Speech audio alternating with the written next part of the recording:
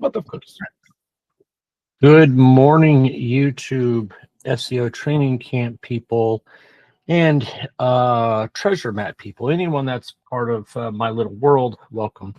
It's Wednesday. I'm Casey Keith. I run SEO training camp, which is a public Facebook group here in a couple of days.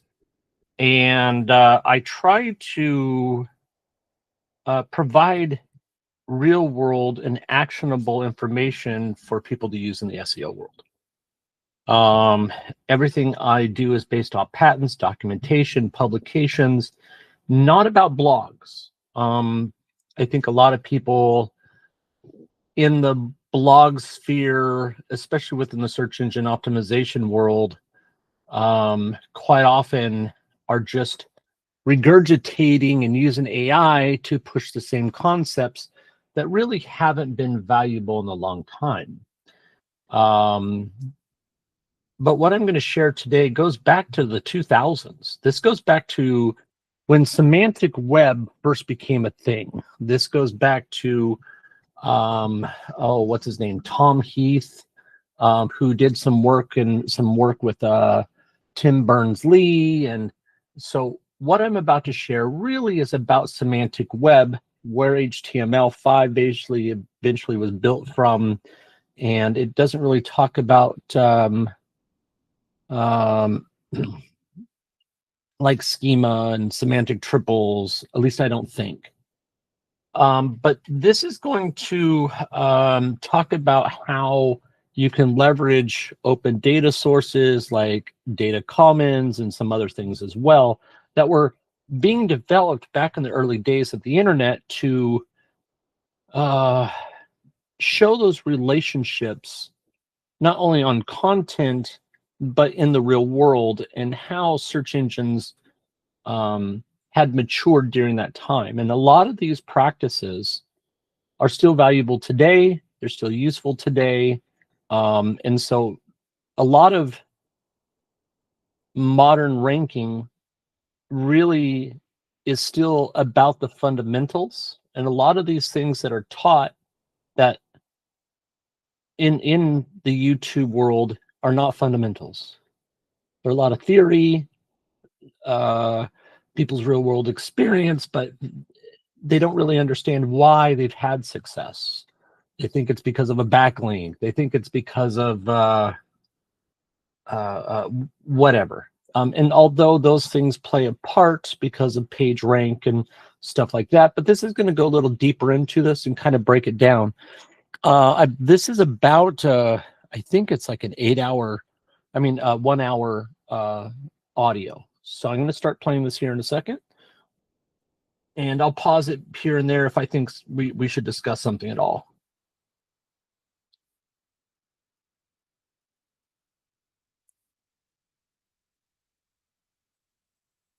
Welcome to the Deep Dive. Now, if you're involved in digital marketing, maybe content strategy, certainly SEO, you really need to prepare to maybe recalibrate how you think search engines actually work today. Yeah, definitely. We're going deep here into something fundamental. It's this huge shift, really, Welcome, that took Jonathan. the internet from being, just a collection of linked documents. Like a big library, basically. Exactly, like a library. And turned it into this massive global database, a database of facts, verifiable facts. In understanding this shift, well, it's probably the single most important foundation for any modern SEO or, frankly, digital marketing strategy. Absolutely, because if you're still laser focused on just keyword density or, chasing after generic link volume, you're kind of optimizing for a web that doesn't really exist anymore, conceptually speaking. It's outdated thinking. It is. We are firmly in the age of what's called the web of data. The key thing to grasp is that machines, search engines, they don't just read the text on your page anymore. They consume facts, they connect entities, they build this huge unified knowledge graph. Okay, right. Let's unpack that because that sounds complex, but also crucial. So our mission today, let's be clear, is all about actionability. We want to take these academic blueprints for the semantic web. Yeah, the research papers, the architectural models, some dating back quite a way now. Exactly. Stuff that defined machine intelligence over a decade ago. And we want to translate that into concrete strategies that you listening can actually use. Which means Practically speaking, understanding how you can turn your maybe older legacy HTML content into data entities that can be linked. Okay. Mastering the technical side of publishing structured data properly, best practices, Yeah. and also getting your head around how things like user trust actually influence your relevance in these next generation search results. It's not just about the content itself anymore. Okay, that's a lot to cover, but it sounds essential. Yeah. And our sources for this deep dive, they're not the usual marketing blogs or white papers, are they? No, not at all. These are foundational research papers. We're talking stuff from the semantic web community dating back to around 2005, maybe 2008. So the real groundwork. The really groundwork. These papers detail the tools, the architectures, the theories, things like SPARQL, who know, concepts that literally defined how the web was going to transition. You could argue the logic in these papers underpins how modern semantic search algorithms actually operate today. Wow. Okay, so for the next, say, 30, 40 minutes, maybe longer, everyone listening, try to forget about finding that single perfect keyword for a minute. Yeah, park that for now. We're talking about restructuring the very DNA of your website, making it understandable for search engines that want facts, structured, verifiable facts, not just, paragraphs of text. So where do we start? I guess let's begin at the beginning. What was the problem that the semantic web was actually designed to solve? The failure of that older document-centric search. Right, so thinking back, those early days of search, let's say pre-2005, as you mentioned, the entire system, it really just relied on what the researchers called topical relevance, didn't it? That's the term, yeah. Topical relevance. Yeah. It was the traditional view. Basically, it boiled down to how suitable is this document for the specific query someone typed in? And suitability was measured how? Purely based on the keywords it contained. Yeah. How often those keywords appeared, maybe the quality or quantity of links pointing to that document. Simple stuff. So if I search happy for, birthday, I don't know, Hector. lightweight aluminum bike. The search engine would just go find pages that had those words, lightweight aluminum bike, and then it would rank them based on some kind of link popularity metric like page rank. Very literal. And look, for a while, that probably worked okay. It did, for a simpler web.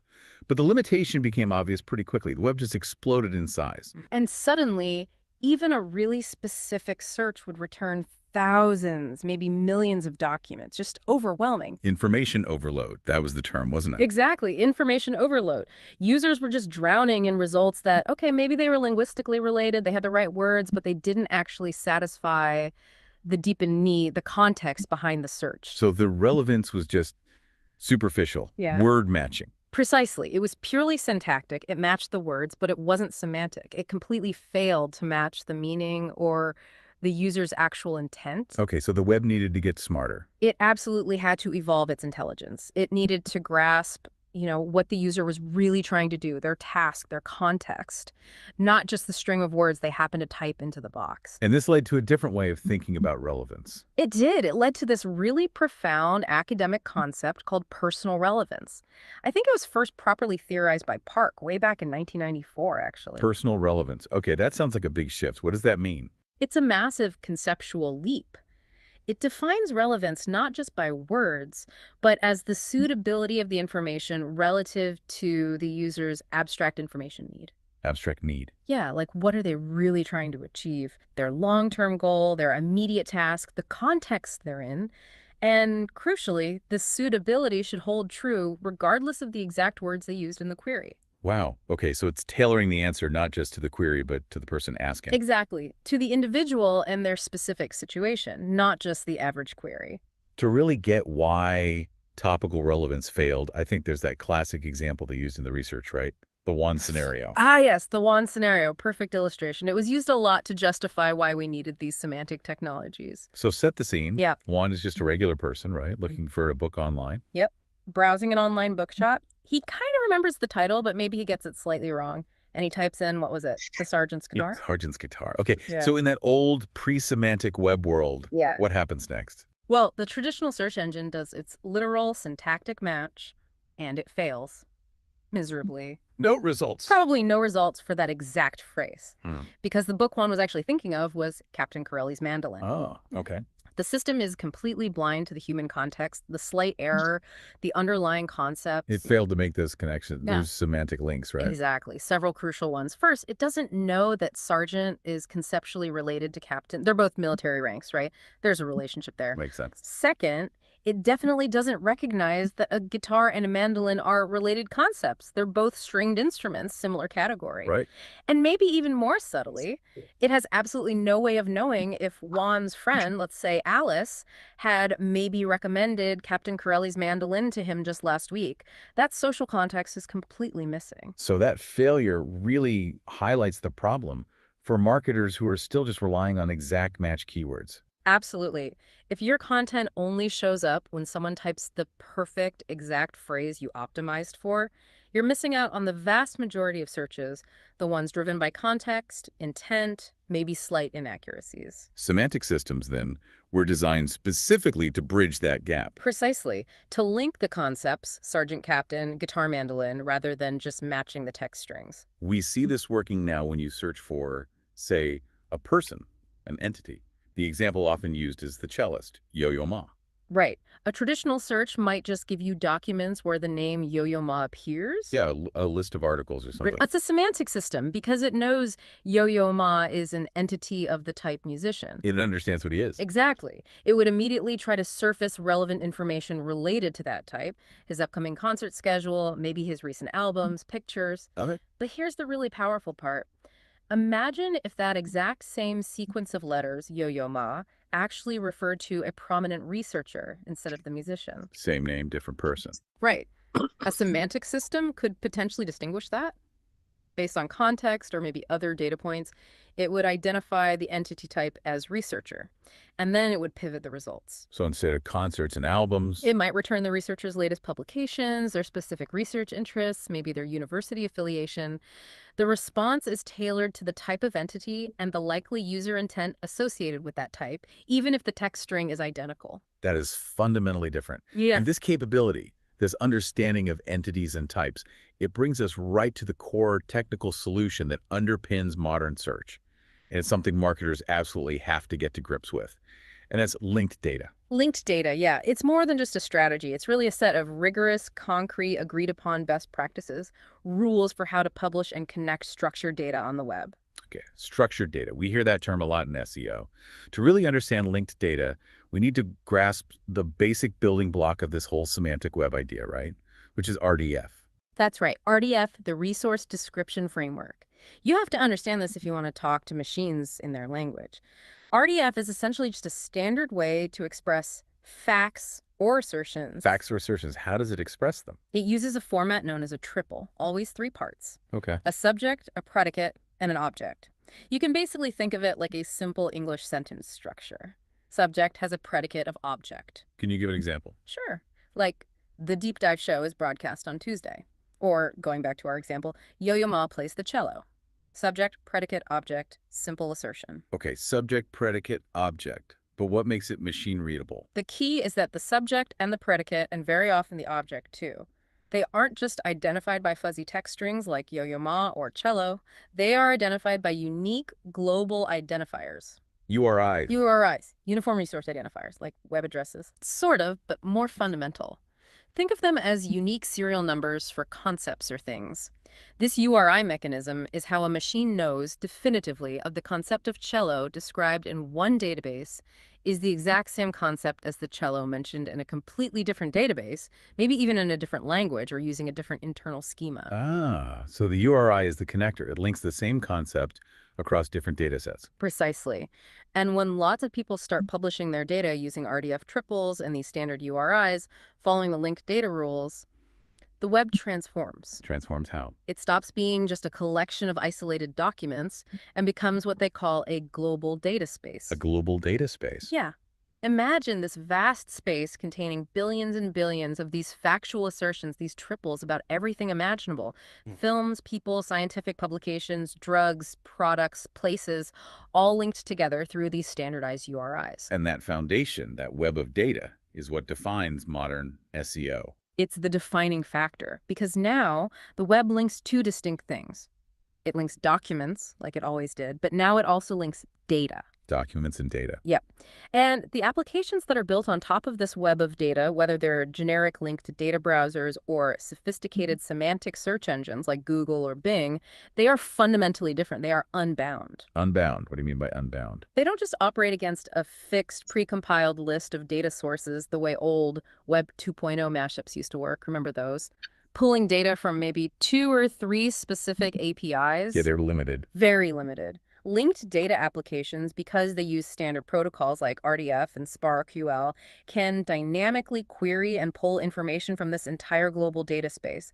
As new data sources appear and publish their facts using the right standards, these applications can potentially incorporate them. So they can access an ever-growing pool of information. Exactly. That scalability is critical. It allows them to deliver potentially superior, more complete, and semantically richer answers than anything that relies on a fixed set of APIs. So, for marketers listening, the takeaway is, if your facts, your company's information, your product details are published correctly as linked data, then you become part of this exponentially growing universe of knowledge. Your data can be discovered, aggregated, and potentially surfaced in ways you couldn't achieve before. Your So I don't know if you guys heard that. Again, it even goes back to semantic triples. Welcome to the group, Nick. So as we're even talking about, this is back from 2008, 2010 era. And so even at that point, you'll notice RDF was created even way back then and is still used today. So semantic triples are really the only way that AI, search engines, or anything like that can actually understand content. And so us writing what we think is good English with a subject and a predicate, AI doesn't read that. It can't. So anyways, I shall continue. Participating in the global knowledge graph. which is essential for visibility today. Okay, that makes sense. The future is about structured data entities being part of that global graph. But what about the past?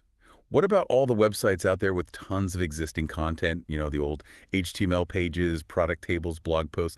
They were built for humans to read, not for machines to understand. Yeah, that's the legacy content problem. And it's a genuine headache for any established business with a significant web presence. How do you bring all that valuable but unstructured information into this new world of data? Were there early attempts to solve this? There were, but the early technical solutions, well, they were often too brittle, too fragile to work reliably at scale. Brittle how? Methods like XSLT or something called GRDDL, gleaning resource descriptions from dialects of languages, they often required what the researchers called a perfect lexical representation. Meaning the HTML had to be flawless. Pretty much. If there was just Lexical, remember that? It's also a term that we use when we're talking about outlines. And Google has some very important patents that outlines themselves must be lexical, meaning in the correct order with no errors. In this case, we're talking about the code itself. If you remember from the Treasure Map course, I talk about Stanford's Web Credibility Project, which was one of my old professors at Stanford. His name was B.J. Fogg.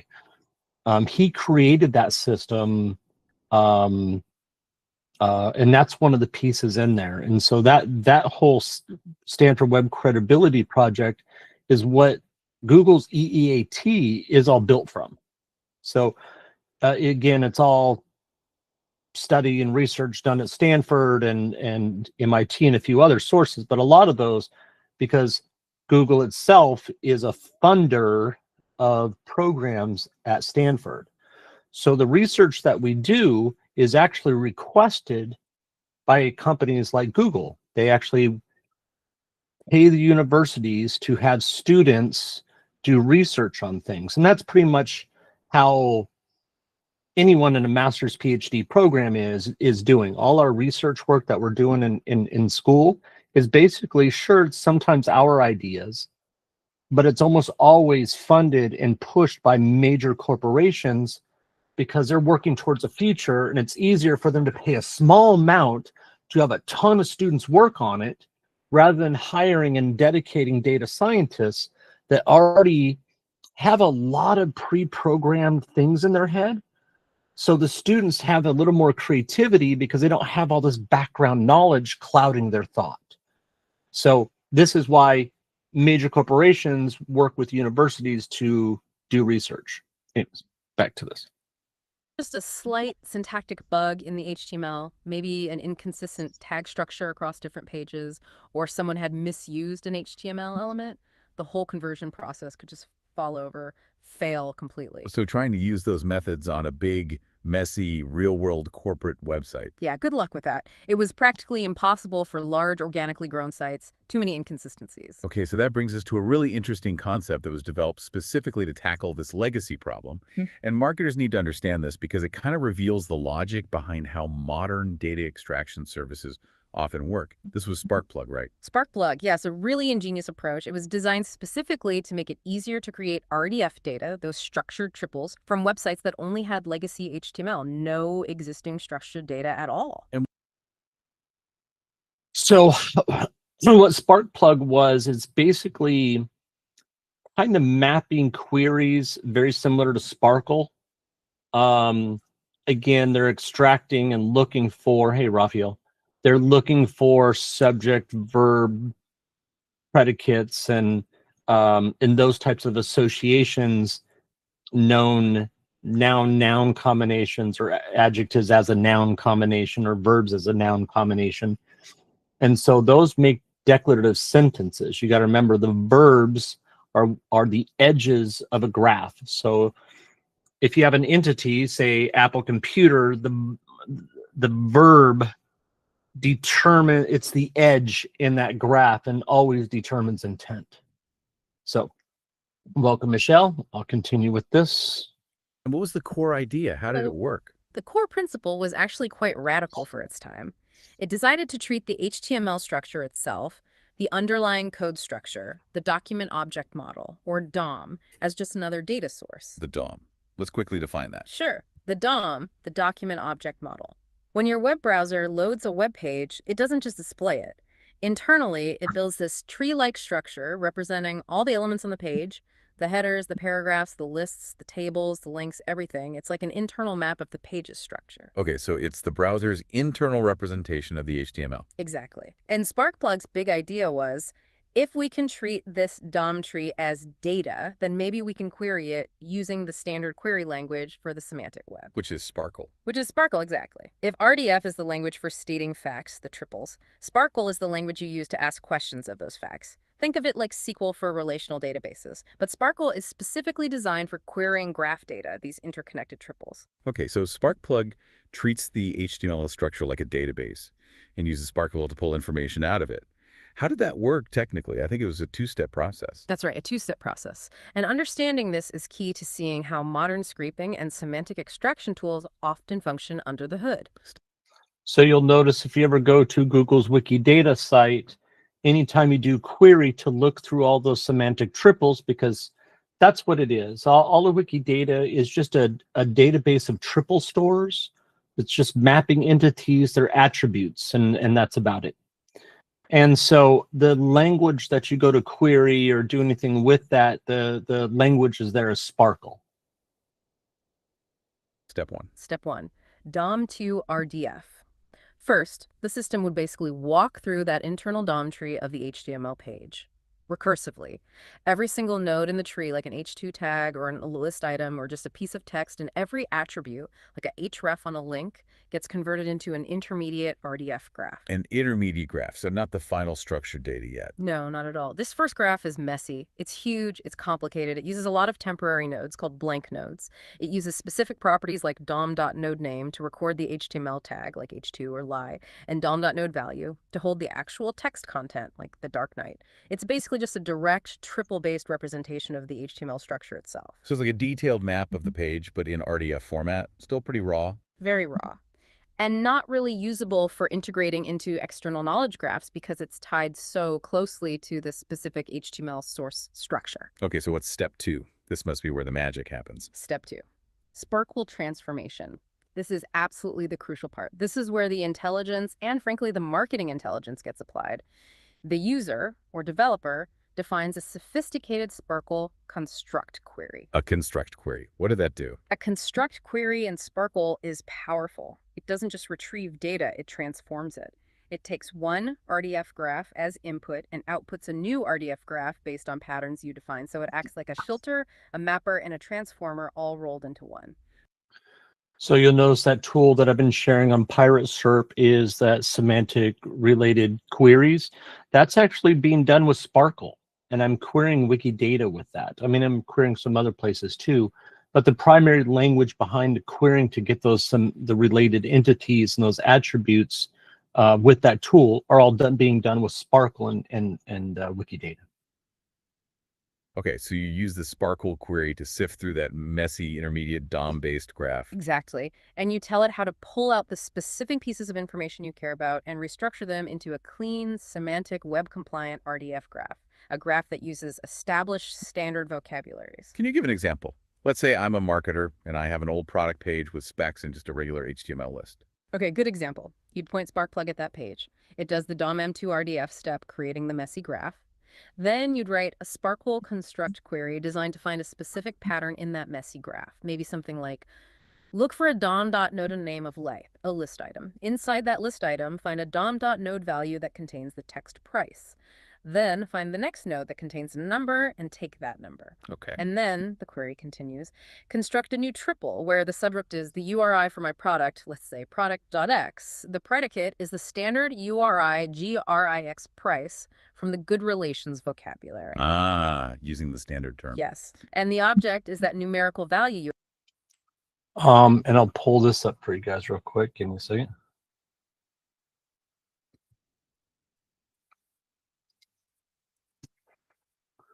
So if you want to know what good relations are, this actually goes back to w3.org. As I always tell you, everything is a talk about and teach is literally, truly all from documentation that most in our industry have never taken the time to read because it wasn't part of their official education. So you didn't have teachers grilling you to read these stupid white papers and all that good stuff. So again, a lot of the fundamentals of SEO are not taught, and this is why a lot of people in this industry absolutely fail, because it doesn't matter if you're into weightlifting or martial arts or any sport, baseball, soccer. It doesn't really matter. If you're the most powerful thing that makes you a good at anything is being good at the fundamentals. And so since YouTube and a lot of people in the famous SEOs and all that aren't teaching the fundamentals, they're still teaching weird things that are based off stuff from, again, in the 2000s that aren't really effective today, like that whole concept of backlink profiles and buying crap ton of backlinks, worthless money, waste of money. I've covered that in another topic, because to sum that up for you, if your business, say you're a shoe store, if your local shoe store or ice cream parlor, let's stick with our ice cream parlor. If your local ice cream parlor has backlinks that no other ice cream parlor has, Google just says you're out there spamming. If you're a computer repair shop and all of a sudden you got a million backlinks from other languages that have nothing to do with your computer shop and no other computer shop in the world has a backlink from there, it also marks it off as probably spam. So they create an embedding profile. They create a backlink profile for every industry. Now, some local businesses, so I live here in Ventura on the beach in California, and so some local businesses will have links. So let's say a computer shop will have local links that no other computer shop has, but that's okay, because in that vicinity, other companies have those same backlinks, like a local newspaper or local government agency or a nonprofit or something to that effect. Fairgrounds, whatever, their publication. So again, so local backlinks kind of get a clearance as long as other people are getting backlinks from the same places. So this is again why the practice of going out and get mass backlinks is just bad planning, a way to ruin a business, and a way to just look like a spammer to all search engines. You extracted formatted correctly as a price. Wow. So you're literally turning a piece of text found inside a list item into a formal structured assertion. Product. Now, for those of you that saw my post about the GPT, I'll give you guys a link to this real quick here, and you guys can experiment with this. And this is going to explain to you the types of, and looking for the types of information and data that you want to pull from your competitors or anyone that actually, these are things to show that including these terms show that you know about the conversation you're discussing. So you can drop any URL in there, just press the start button, drop a URL in there. And what it's going to do, it's going to extract not just entities, but certain word combinations that are important and are part of the conversation, including the verbs. Verbs are what show intent. That's how Google knows if it's an informational page, a sales page, a how-to page, a recipe page, whatever it is. They figured that out based off the verbs, because those are your actions that you're doing. So if you'll notice quite often people try to use AI to create their service pages. And if you go look at the content, look at the verbs, it's all informational content. You might have told it to create a service page, but it didn't actually make words with service intent. And so all you're doing is putting informational content out there, which is worthless for a business. Especially if it's a service page. A service page is about what we are, what we do, the solutions we provide, and how long it takes. So those action verbs are different, rather than explaining to someone the possible problems, explaining someone how to solve the problem themselves, explaining all about the problem, not talking about how we as a business fix those issues for you. So that's what this does. So if you're using AI to create content, you'll probably want to hit a few of competitors. Now, the competitor site that you're extracting data from needs to be the same type of page. So if it's a service page, you're creating a service page, make sure that you're only extracting terms from the same type of service page, same industry, and it's got to be a service page, not an informational page. And so then you can grab all those actual real terms that should be used in that conversation, give it and put it and use all those terms in your prompt. Say, hey, use all these, because that way you're not screwing up the intent. It's locked into using the right verbs and the right word associations that other successful websites have already done. So Product X has price $99.99. That is the crucial leap. You're transforming a purely structural element into a meaningful semantic assertion, Nors by Havas price. And the research showed this was feasible even for complex data. You could use powerful SPARQL functions like fn.match for complex string pattern matching to pull out really specific details from unstructured tables or lists, as long as you could define the pattern logically. Okay, that's powerful. But a question probably pops into the listener's mind. It certainly does for me. If this relies on querying the DOM structure, how fragile is it? What happens if the web designer changes the page layout? Maybe they switch from using an unordered list, to a definition list, DL for the specs. Doesn't the whole SPARQL transformation just break? That is a key challenge, absolutely. And it really speaks to this ongoing tension between visual design and underlying data architecture. Semantic extraction like this is inherently somewhat fragile if the fundamental structure changes dramatically. So it's not foolproof. Not entirely. However, querying the DOM using SPARQL gives you more flexibility than, say, just using simple XPath selectors, which rely on absolute paths. Sparkplug's power came from its ability to query the relationships between nodes, not just their fixed positions. How does that help? Well, maybe your SPARQL query isn't written to look for the price in the third list item. Maybe it's written more intelligently to look for the list item whose text content starts with price, regardless of whether it's the third or the fifth item. So you query based on content patterns or relative positions, not just absolute structure. Exactly. You build in some resilience. You look for the DOM.node value containing price somewhere within a specific section, div maybe, rather than relying on a rigid path like HTML body def three-way. Huh. So minor layout changes might not break the extraction. That idea of structural resilience, that's a massive point for SEO strategists today, isn't it? Right. When you're figuring out how to implement, say, JSON LD schema markup now, you have to assume the underlying HTML structure of your pages might change over time due to redesigns or CMS updates.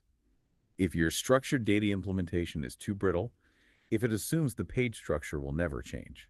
Then a simple design tweak could break your semantic connection to the knowledge graph without you even realizing it. Right. So understanding the robustness or potential robustness of DOM querying, like SPARQL used, it tells us that modern extraction and potentially even some schema implementations need to be logic-based, focused on finding patterns rather than just hard-coded to specific locations on the page. Absolutely. And there's a really clear data point from the research that illustrates the practical power of getting the structured approach right, specifically around optimizing the queries themselves. Yeah. It came from a case study using structured data extracted from Time Out London's film listings. They wrote a SPARQL query to retrieve film titles and their release dates. Okay, sounds simple enough. But the problem was, in the original legacy system they were extracting from, a lot of the older films, well, they were just missing the release date field. The data wasn't there. And the original SPARQL query required the date. Implicitly, yes. The way it was structured, it expected to find a date for every film it processed, and because it couldn't find one for these older films, the query engine got stuck. What happened? Did it just fail? It spent way too long trying to find this non-existent data point for those films. Sometimes it would time out completely, or worse, it would simply fail to return films that were relevant. They had titles, but were excluded just because they lacked that one optional piece of data. So they were losing visibility on perfectly good entities because of a missing non-critical data point. Exactly. The fix, though, was conceptually simple but structurally crucial in SPARQL. They altered the query to make the date part, the variable looking for the date, optional. Optional, how does that work? You basically tell this SPARQL engine, hey, I'd like you to find the date if it exists, optional film.release date. Oh, and on that link that I shared with you guys about good relations, you'll notice good relations was a web ontology at one point. Like, if you look up like product ontology, those were all eventually wrapped and fully integrated into schema.org.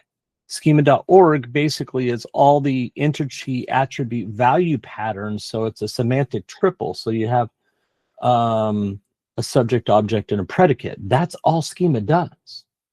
Schema is just mapping out your entities with a subject, a predicate, and an object.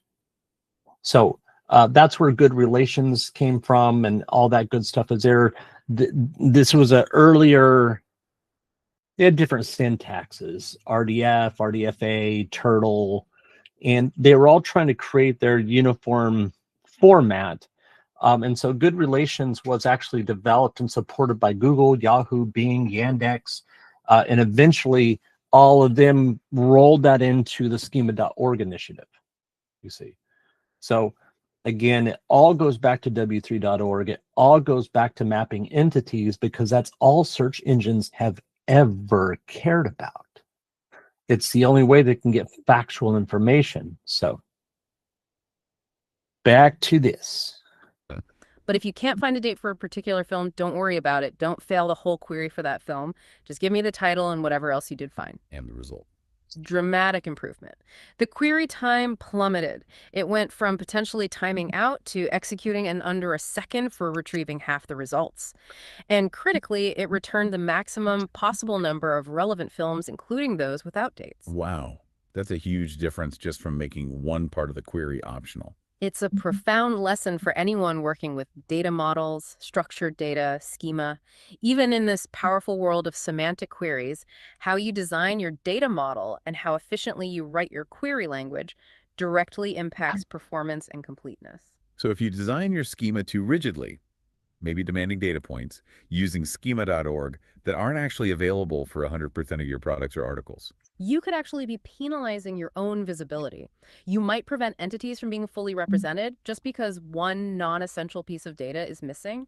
Flexibility and understanding optionality are key. Okay, so boiling this down, The actionable SEO insight here regarding all that legacy content is pretty clear then. I think so. The underlying architecture and success of tools like SparkPlug and, similar commercial services exist today that do this kind of extraction, like Tripler or features in platforms like Virtuoso Sponger.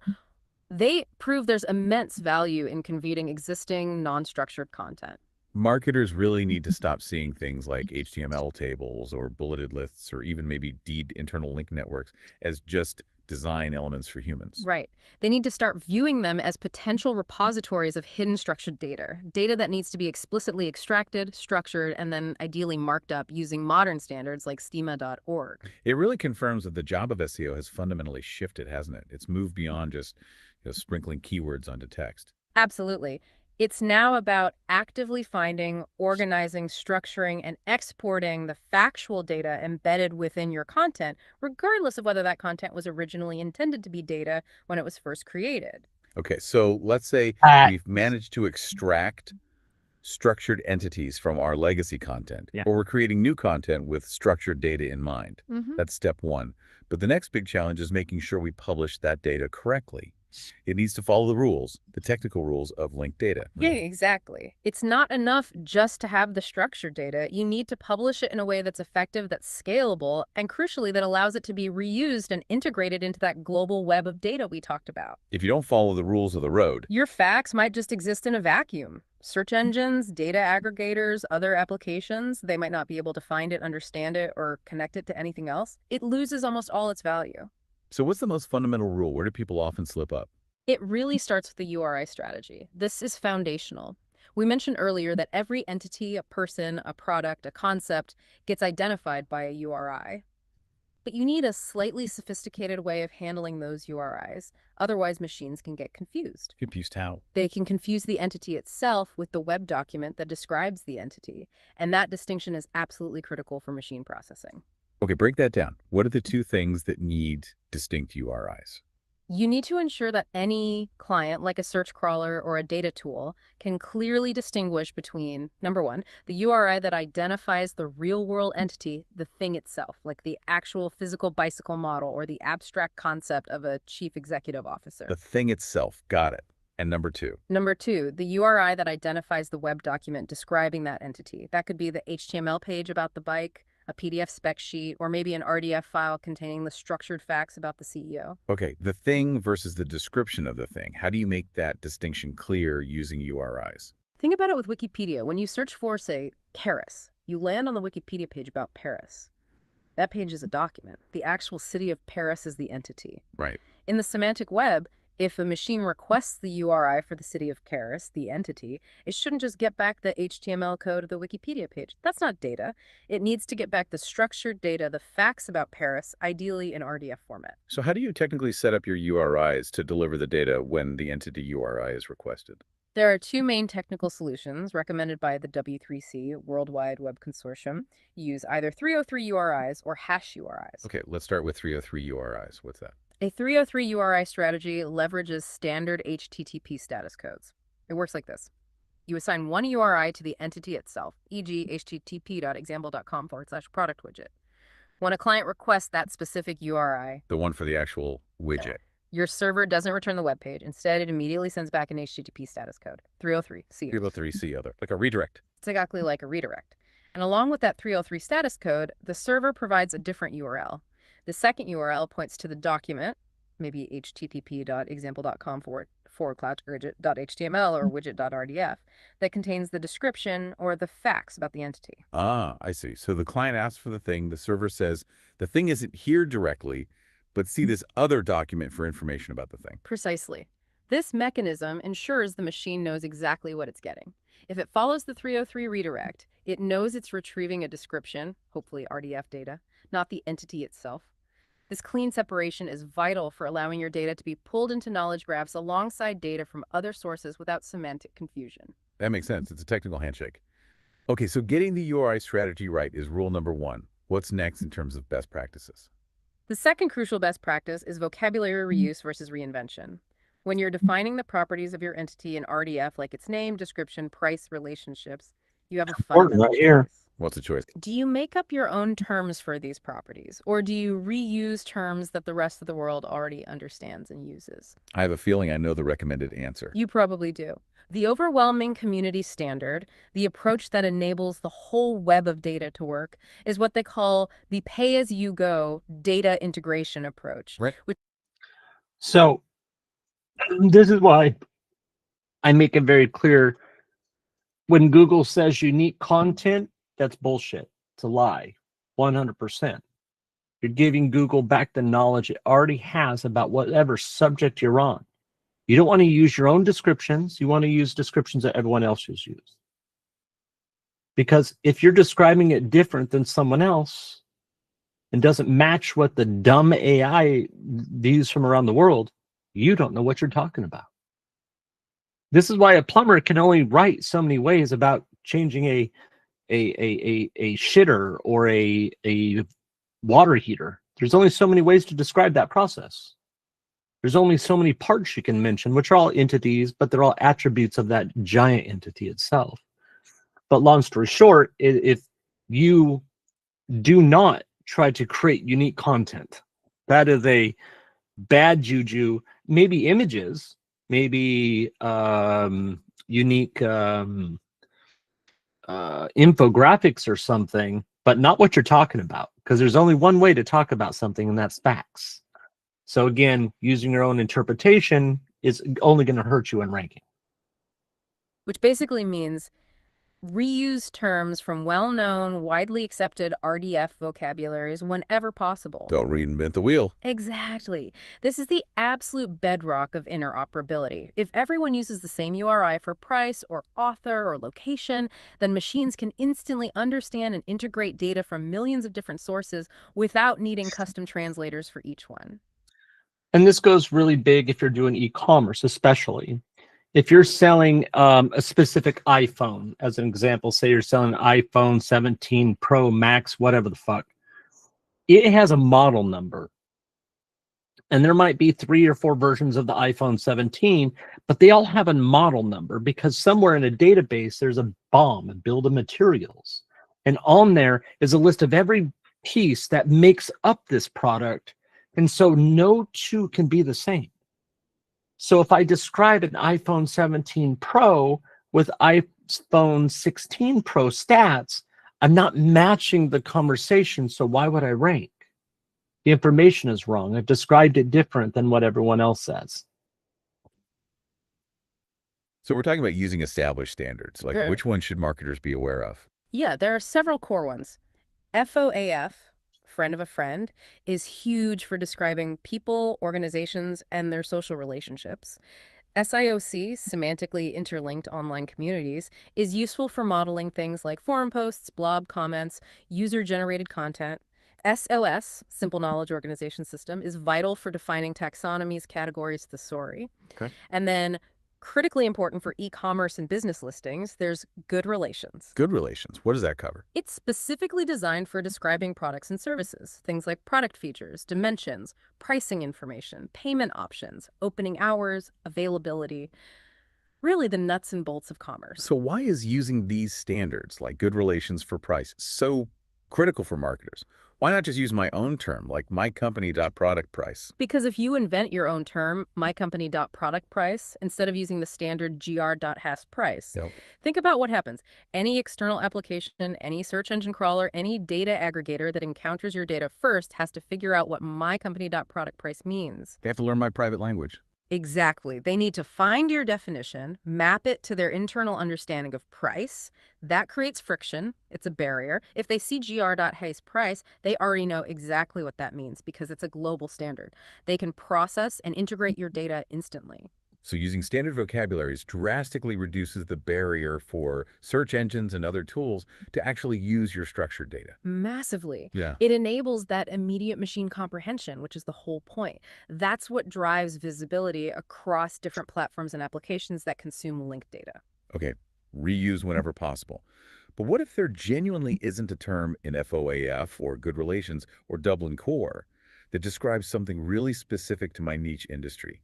Sometimes you have to define a new term, right? That's true. Sometimes you do need to define new source-specific terminology. If that happens, the rule is you absolutely must ensure that the URIs you create for your new terms are web dereferenceable. Dereferenceable, meaning A machine, or a human, must be able to follow the URI for your new term, like http.mycompany.com and ontology hashtag special feature, in a browser or with a data tool, and actually retrieve a formal definition of that term. so I have to publish a definition file. Yes. Usually this definition would be provided in one of the standard semantic web schema languages, like RDFS, Resource Description Framework Schema, or the more powerful OWL web ontology language. Basically, if you invent a new word for the semantic web, you also have to publish a machine-readable dictionary entry explaining what that word means. That's a great way to put it. It ensures that even your custom terms aren't complete black boxes. They can be understood in context, potentially.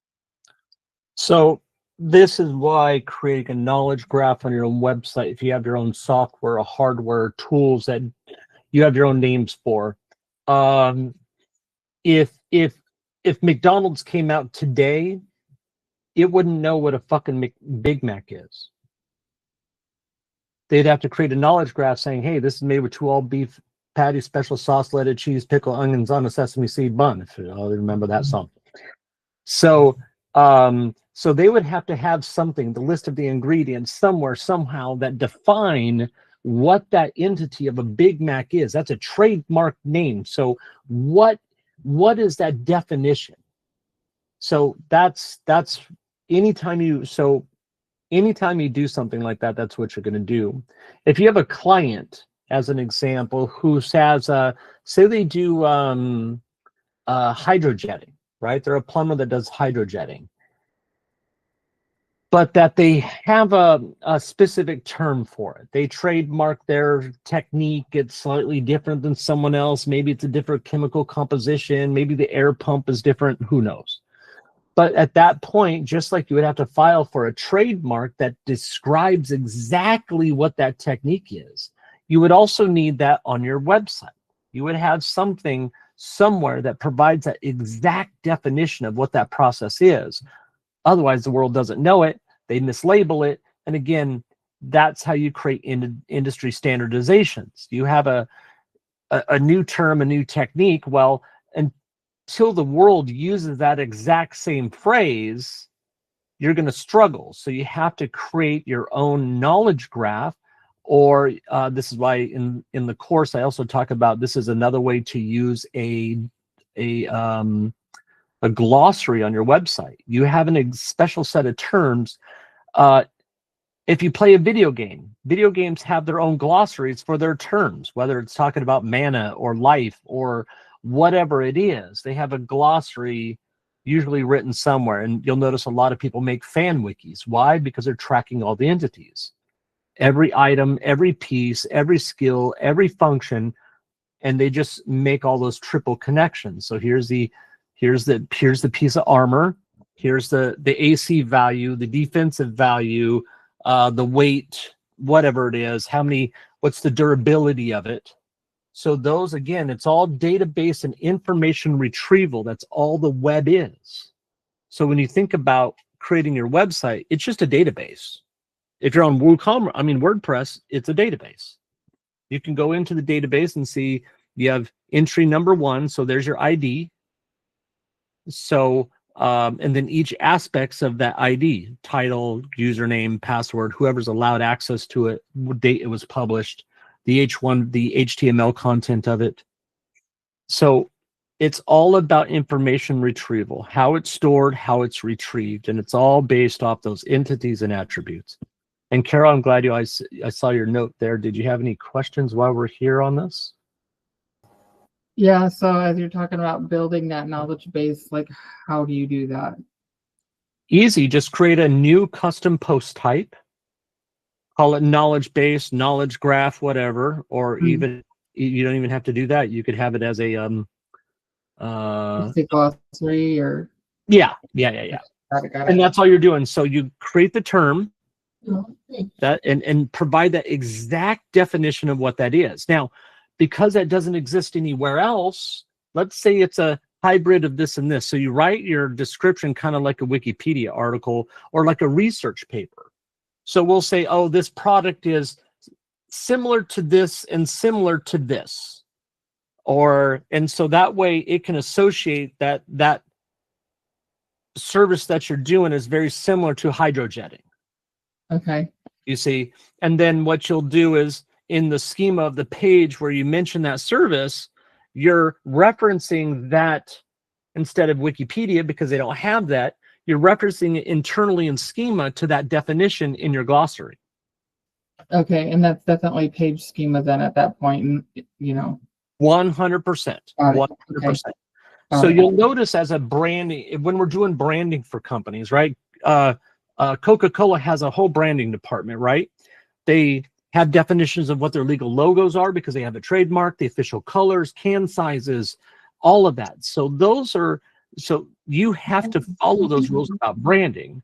Just like in the United States and most countries around the world, they have rules about how the United States of America flag can be displayed. Mm-hmm.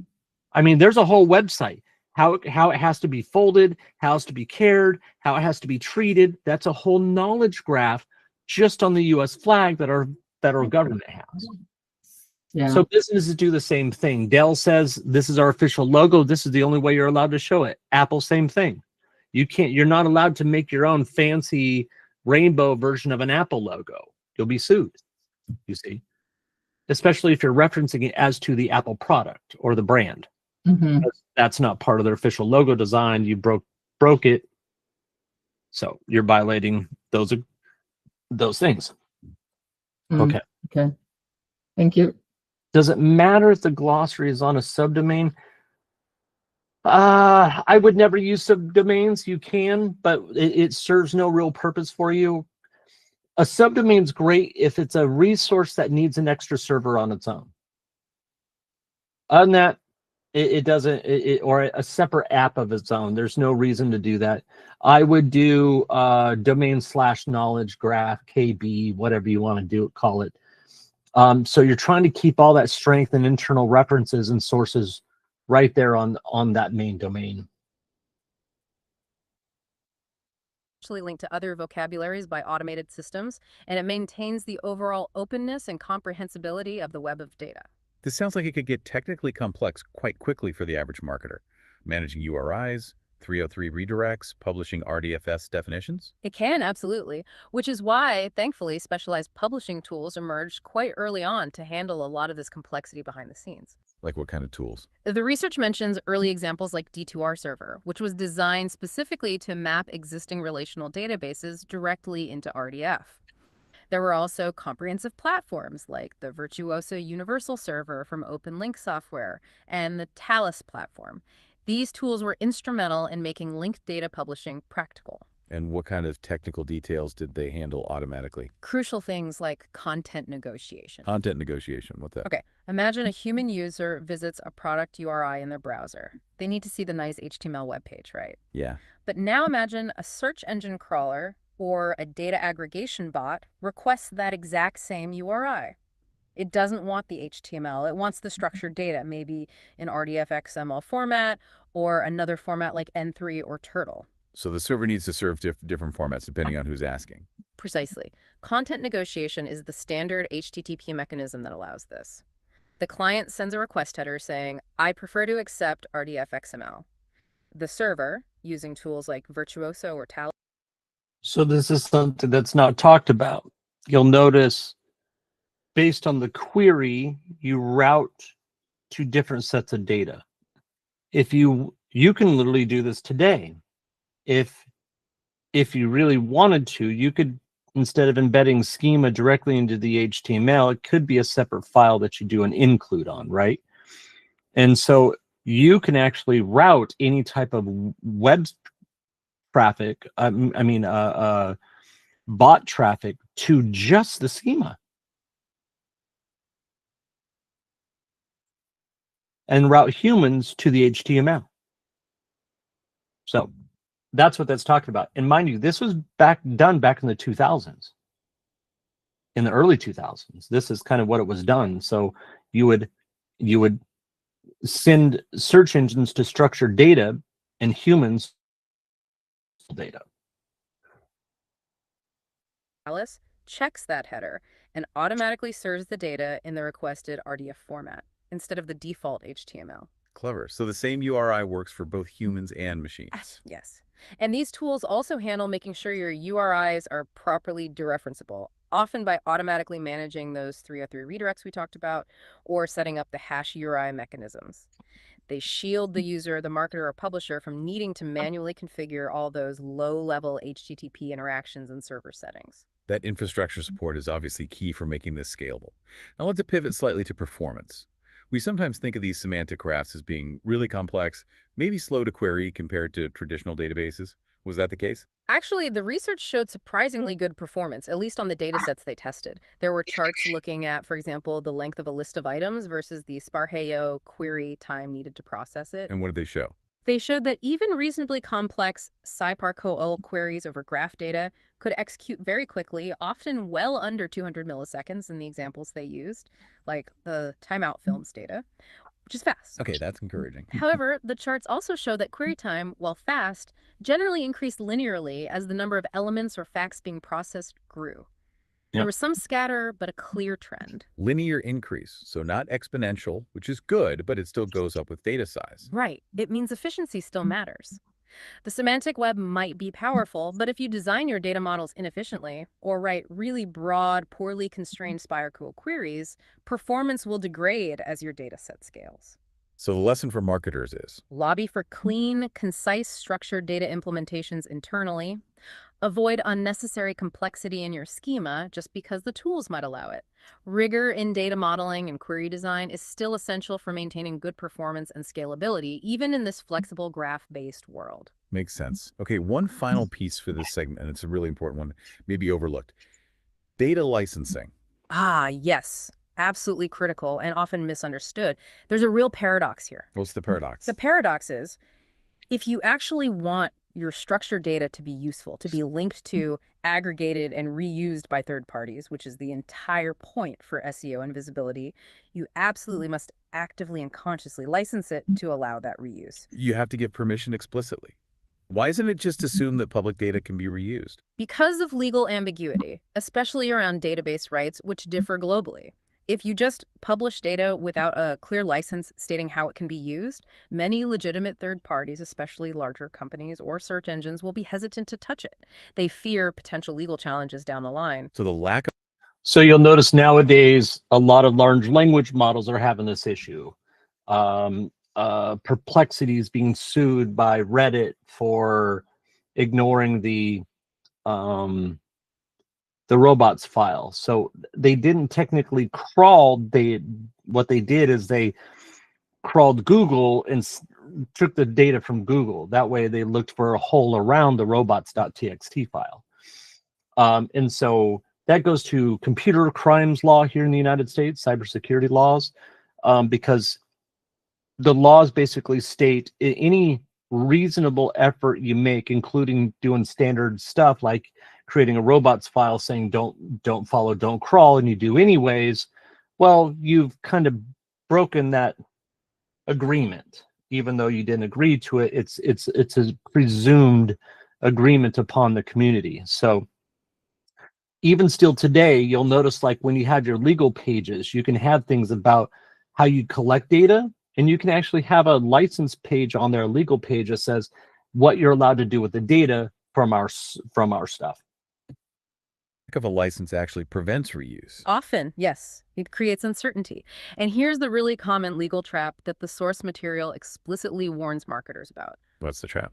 Many well-meaning organizations try to apply Creative Commons (CC) licenses to their raw data sets. You see CC licenses on websites all the time. Right. Seems like a standard way to allow sharing.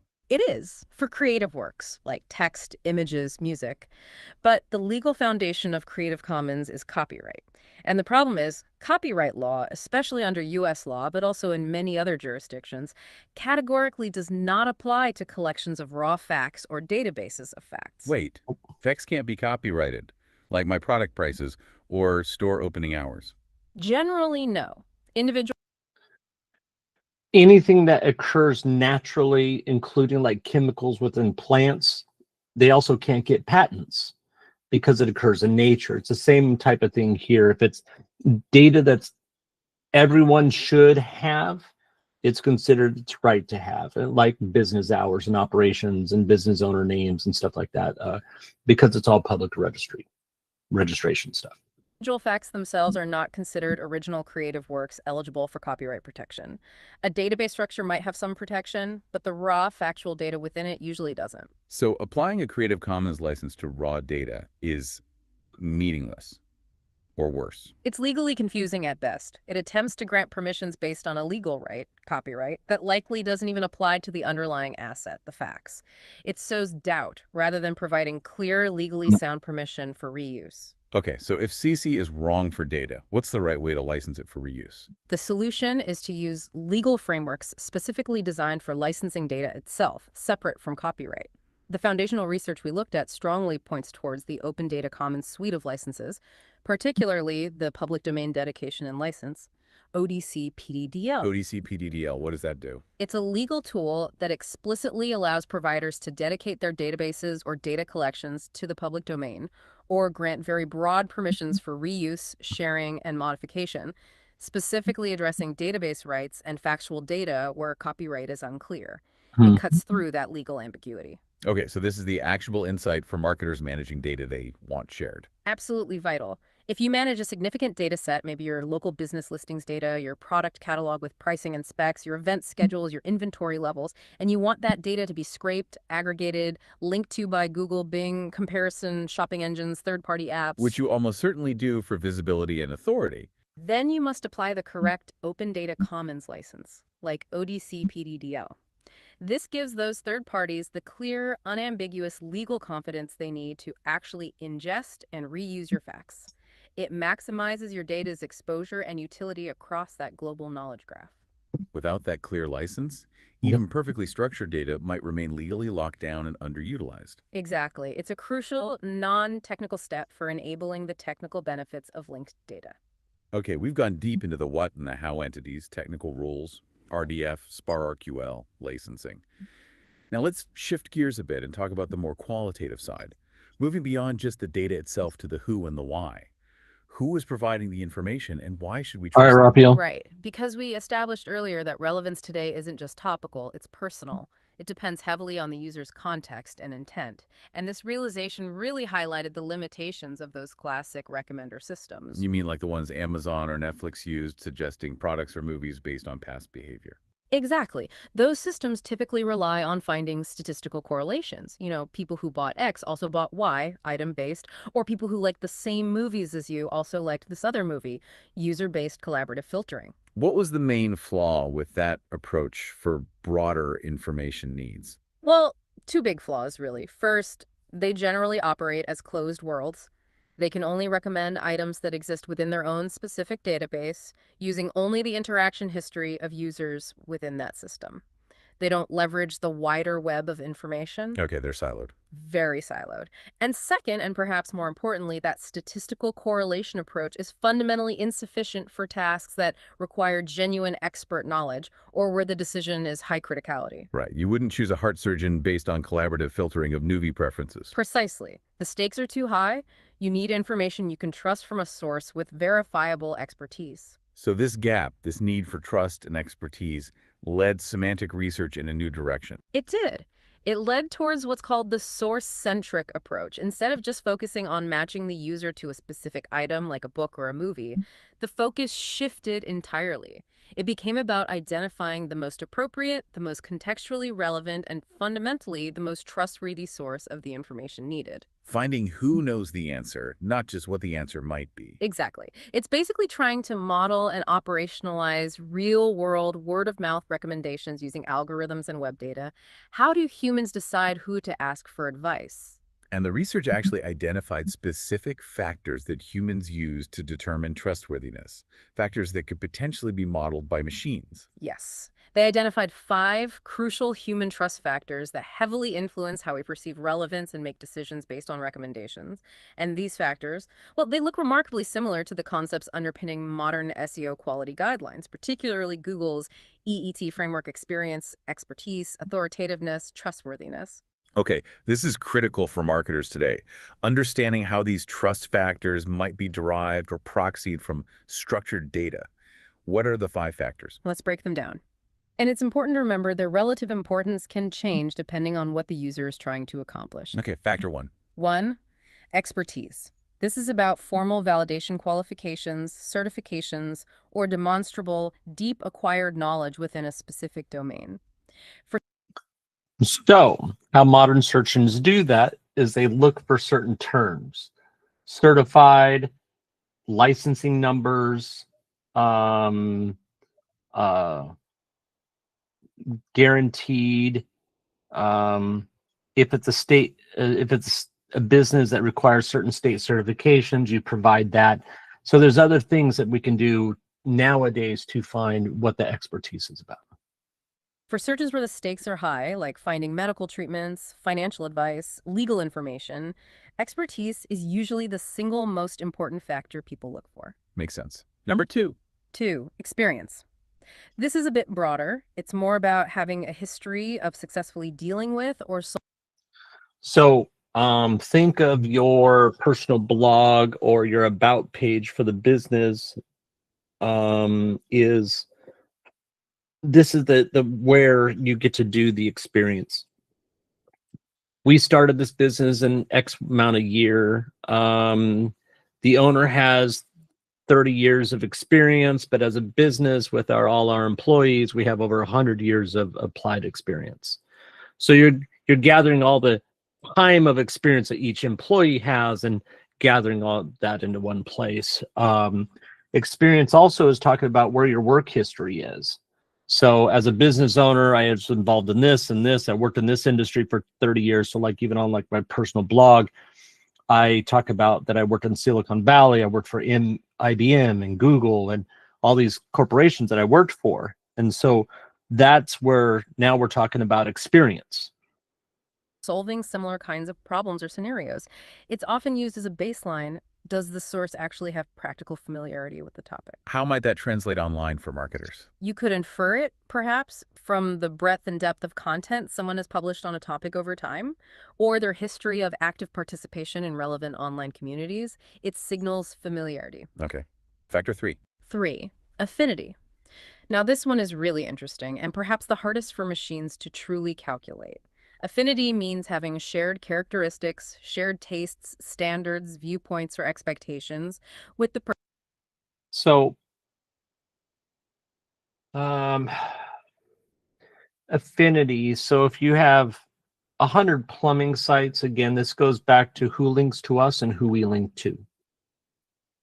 They may not explain that this way, but it goes back to this is how Google knows that you're getting spam links and why it's garbage, and they know that you're just spamming. It's that the affinity is based on who links to you, so local businesses, local communities, as well as citations. So you're looking for common citations for your industry. So you'll notice like on mastercoursereviews.com site, we have citations that if for the most part, if it's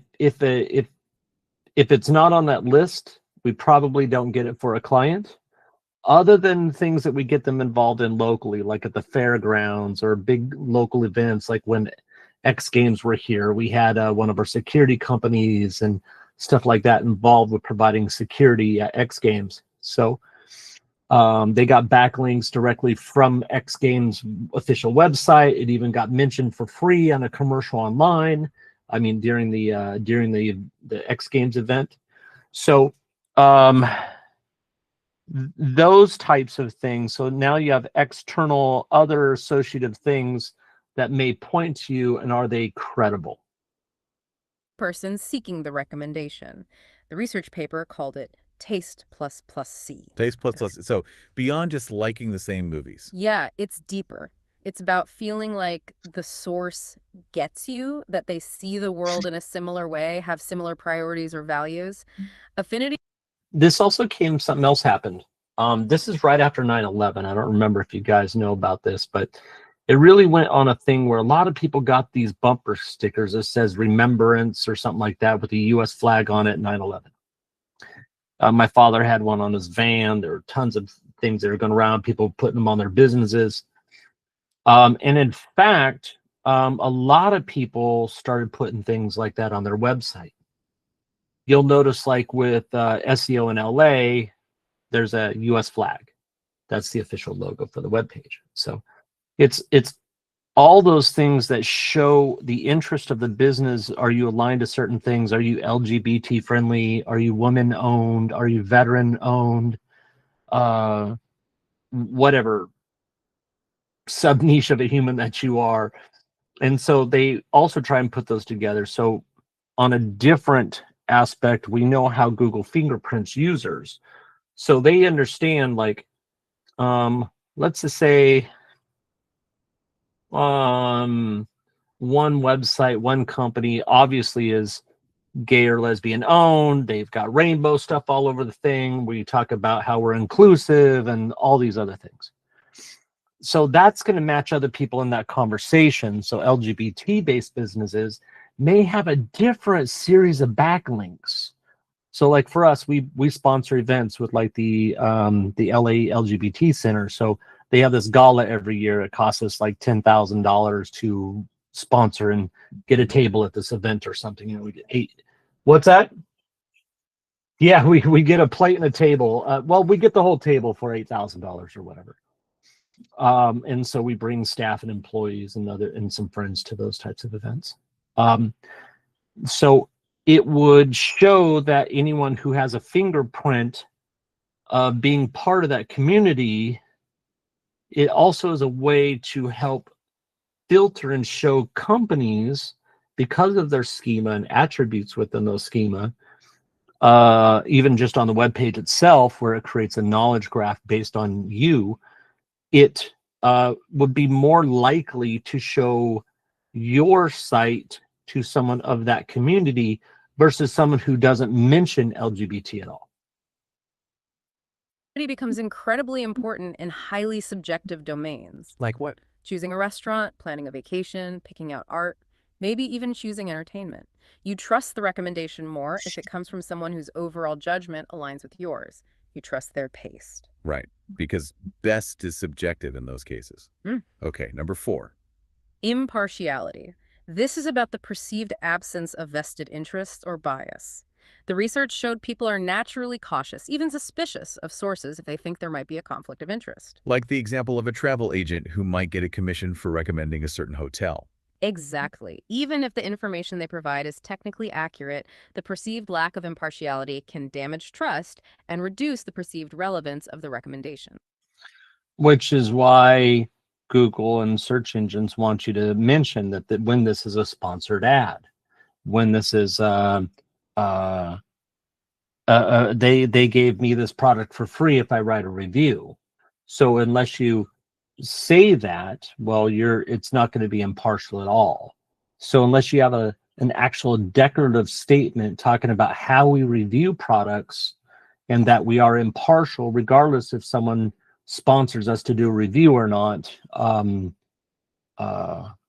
again, that's a trust signal to Google. Users might not ever read it, but it would be something that they would show, give more weight to than someone who doesn't reveal that at all, or just minimally reveal, oh, this was sponsored, and move on, but doesn't address to that it doesn't affect their review. Okay, and the last one, number 5. 5. Track record. This is more personal and builds over time. It's about the source's specific history of providing successful, helpful recommendations to the person asking in the past. It's a personalized feedback loop based on prior positive experiences. So does a person keep coming back? So you'll notice this goes with some other topics that we talk about, how Google watches your traffic. There's, depending upon if your site's been flagged, it'll watch your traffic on a 13-day period for an unknown specific time. And so they'll watch that page to see user interaction. Is it getting clicks? Is it getting likes? Is it getting shares? Is it getting interactions? So how's that for the fundamentals, guys? Does that really, because like I said, you know, if most people really don't understand the fundamentals on this stuff, if you've got any questions, I know there was a lot of technical jargon in there, terms that may not be familiar with. So if you have any of those questions, feel free to ask. And good morning, and thank you for everyone joining today. I know I posted in the group. Very welcome, Jonathan. I know I posted in the group that I was releasing this GPT today. So I pinned that in the chat here, you guys. So if you guys want to try it out, give it a competitor's URL. Give it the important part here is if you are trying to create a service page, only evaluate service pages. If you're evaluating and trying to write a review, only evaluate reviews. If you're trying to write news, only evaluate news. So otherwise, what ends up happening is that tool is going to extract the wrong kinds of terms. Intent, as I said before, intent by search engines is basically controlled by the verbs. There's some other things, but for most part, it's verbs. So you can tell if something's a service page because they're talking about install, repair, maintain, replace, whatever. Whereas something that's informational, it wouldn't use those terms. It would say things like it'd be comparisons or whatever type terms. I'm going to take a 10-minute break. I'm going to go outside and smoke this blunt because, well, that's what I do every hour. I'll leave this streaming on YouTube. I hope you guys, if you have any questions at all, bring them up. And I have another really, really good bit of information. This is newer. This is about wifey says golden nugget. This is about some newer stuff. And again, I don't remember who brought it up to me the other day in the group. It's something I had bookmarked. I just never really spent much time into it. It's one of how Google's improving their embedding engine for informational retrieval and stuff to get it just as accurate without having to use the expensive pricing of using GPUs for doing embeddings. So that's actually, how long is this?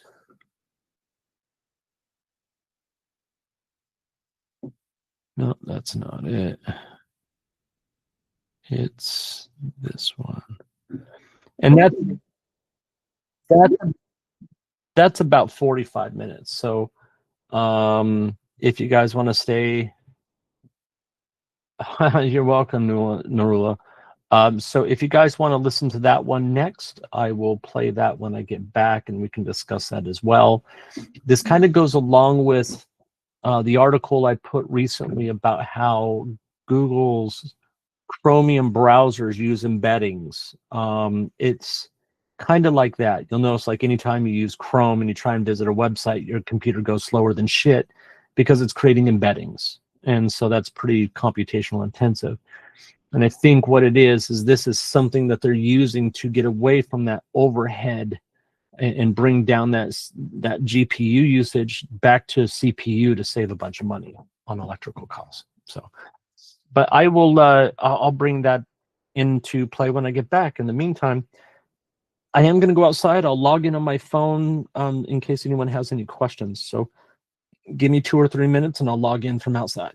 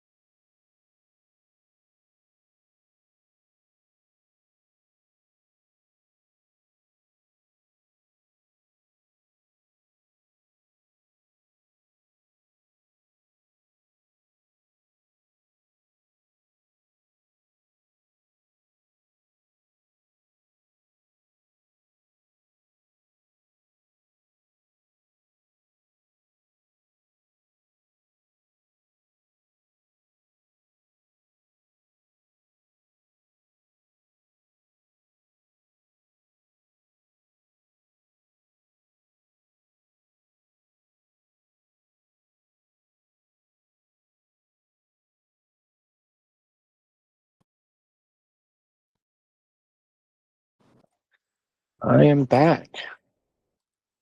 I can't read chat, but if anyone has any questions, I'm just out here outside. Thank you. I got a question. Ask So, it. how's it going, man? Great. Good. So I ran your chat on SEO in LA, Uh-huh. which was cool to see. It pulled out a lot of words that were not even on the page. Are you sure they're not on the page? No. Yeah. They're in the So code, though, isn't it? they're what? It's in the code, though, isn't it? That's what I mean. Yeah. Is it in the HTML in the background, right? Yep.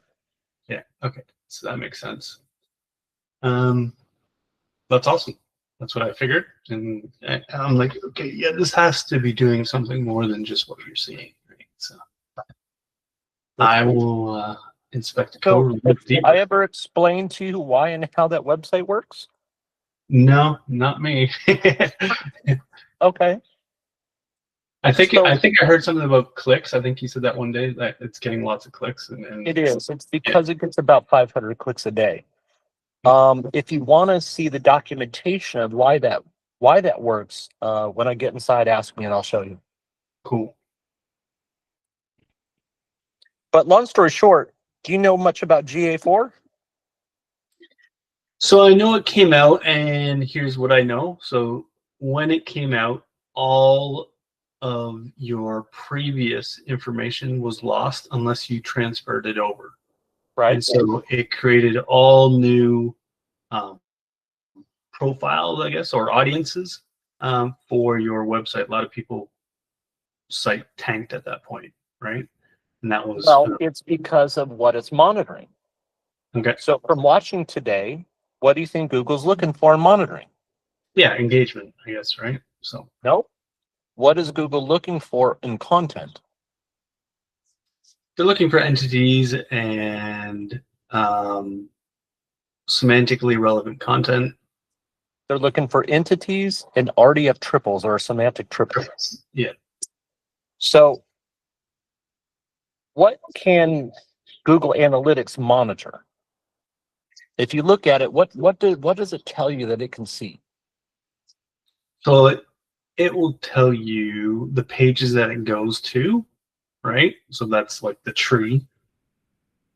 Tells you time on site. Okay. I think there is a new engagement feature, right, with GA4. Well, so what it's looking for, have you ever used Microsoft Clarity at all? Yes. So it's no different, does the exact same thing. So all it can see is what the mouse does, where it hovers, and where it clicks. Now, this came out in a Google court case. Yeah. Very clearly, and I'll give you the link to that when we get inside if you're interested.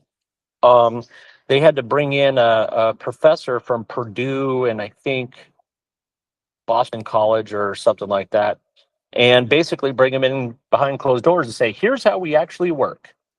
And what they ended up saying is we don't know what good content is. Like we can look at entities and user interaction points. So how many things are on a page that a user can interact with? But all we do is monitor hovers, clicks, and other interaction on the page. That's it. That's all that the Google JavaScript can do. So if it's doing those things, then you are getting interaction. Google then uses that as a sign and goes, yes, this is good content.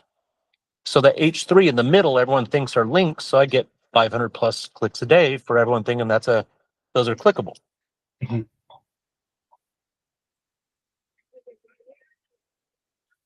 Yeah, that's pretty cool. And that's Yeah. it. No black hat, no backlinks, nothing like that. Now there's no hidden content in the background, you're saying? Nope. You're not cloaking? None of that? Nope. Nothing. No black hat, nothing at all. So yeah. And the rest is just, notice the page is just entities. Yeah. There's no verbs, no adjectives, nothing that can confuse the AI. It's just entities.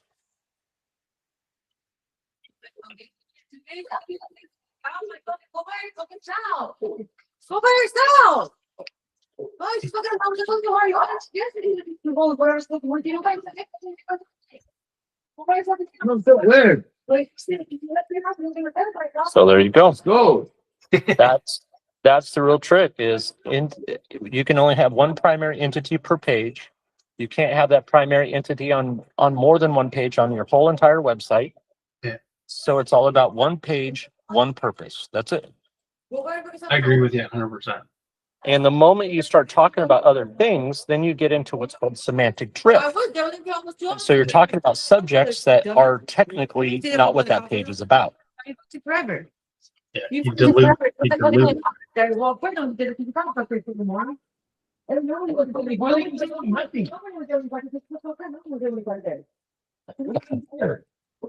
Homeless couple rides through our neighborhood maybe once or twice a week, and all they do is scream and yell and argue the whole time.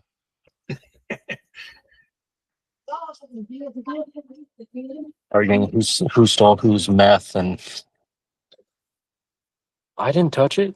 You did it all without me. I hear it every day. It's fucking great. It's all these artists who never made it in life.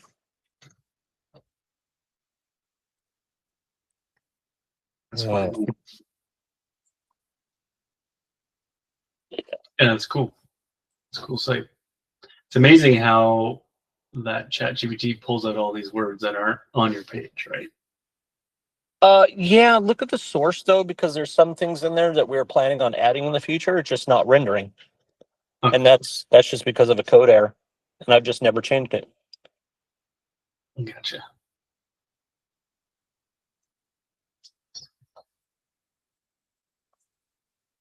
It might be taking it from the meta, it might be taking it from the description.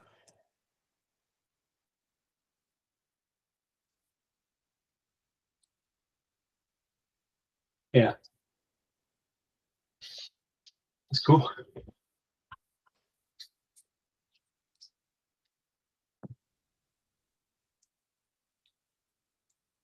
Yeah, one of my favorite demo sites to explain how things work.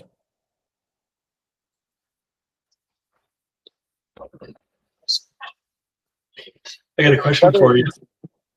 Another that? question. Did you ever submit this in Search Console, or did you just leave No. it? No, it doesn't have a GSC at all. Perfect. It's cool.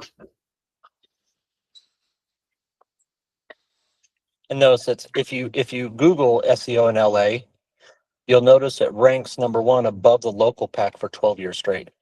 That's awesome. Yeah. No phone number, no GMB, none of that. No phone number on the website? No. No, it's only a single page, has an address down there. It's not even our address anymore. It's a PO box technically. It's a private PO box.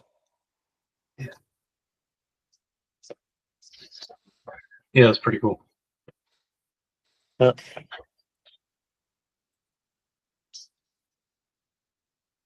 It's one of those tools I can use, and I quite often will say, if you can tell me why this page ranks, you understand SEO, and if you don't know why it ranks, hang around for a little while. Have you ever watched the histogram in Chrome record you? Mm-hmm. Have you ever watched the histogram? Yes, record? yes.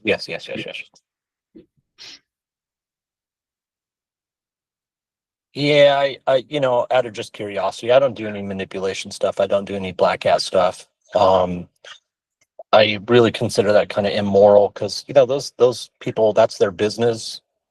They have employees that rely upon them, and if I all of a sudden make a website disappear, well, I affected not just the owner's income, but that family that works for them's stability.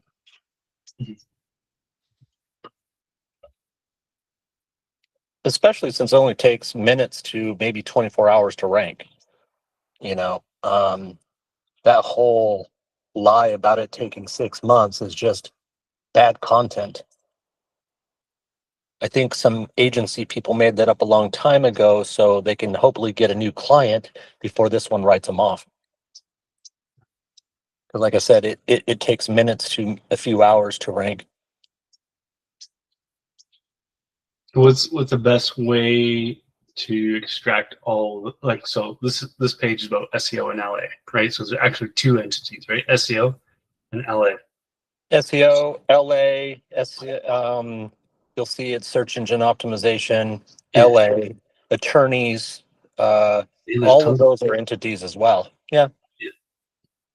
And then they're just verbs as nouns. So it's really a noun that you have going on there. So attorney SEO, dental SEO.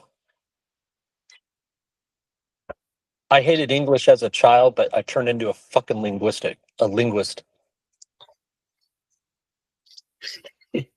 A minimal linguist. So once you really understand what the important words are on a page, you can extract those. That's why I made that tool. So when you're writing with AI, it won't use the wrong terms. It won't use the wrong verbs because you fed it all of it. And that's why a lot of AI content doesn't rank well, because it's the wrong verbs for the conversation. It's the wrong adjectives. It's the wrong everything. They don't have the right noun combinations and verb noun combinations that everyone else in that industry does. So by using a couple of my GPTs, we're creating content that ranks and just stays ranked because we're not allowing AI to make its poor decisions.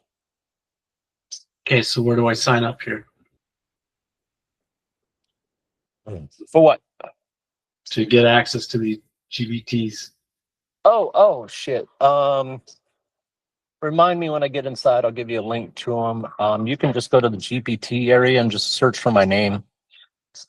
I've got a ton of them on there. Some of them aren't public, but I'll drop those in the chat here in a few minutes when I get back inside. Great. Appreciate it. Mm-hmm.